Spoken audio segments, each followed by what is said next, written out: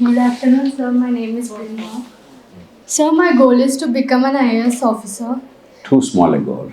That is the means at best. Think of a bigger purpose. Okay, go on. So can you give me an advice so that I can reach my goal within a time? Okay. Brinda, I'm not an expert on getting into IAS. Actually, if you follow my model, chances are you will not get into it because I never bothered about it. I never studied for IAS. I made a decision only in my house urgency because of the conditions in the country, because I was deeply distressed. Somebody suggested, JP, why don't you join the IAS? I said, Meera, but doctors are not allowed. That I have vague recollection.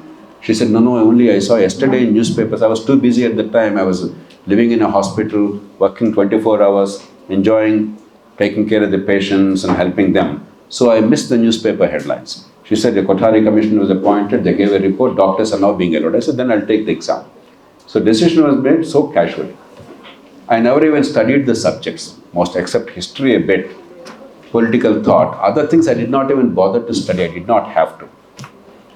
Because my life was my country. My thinking, I was fully... But if you adopt that model, chances are it will not work. There are other people who did, but my appeal is, don't do it because of glamour. Don't do it because your parents think it's the apex of the scale. It's nonsensical. Only feudal countries or feudal societies value government positions so highly. We are putting them on a pedestal which is silly. Yes, they serve a purpose. If you are really passionate, if you have the ability and the skills to lead and to make a difference, and far too many people don't make a difference. They only use those 3 letters to adorn them. They don't add value to that. And 2, if your heart tells you to do it, by all means do it. But don't make it the single project in life. My God, if I don't get selected, my life is finished. Far too many people are doing that. It's a silly idea. You have skills, you have talent, you have knowledge. Make an honest, earnest effort. If it works out, it's okay. But statistically, after all, if only 1 out of 10,000, 1 out of 1,000 is selected, obviously 999 will not be. Doesn't mean they are useless. Doesn't mean the fellows selected are fantastic. Neither is true. You can make a huge contribution to society and the country by any means. Don't make it the only thing in life. There are too many people are wasting their lives years and years after that, depressed, this, that, self-loathing, lacking confidence. That's not the right thing. It's a terrible thing.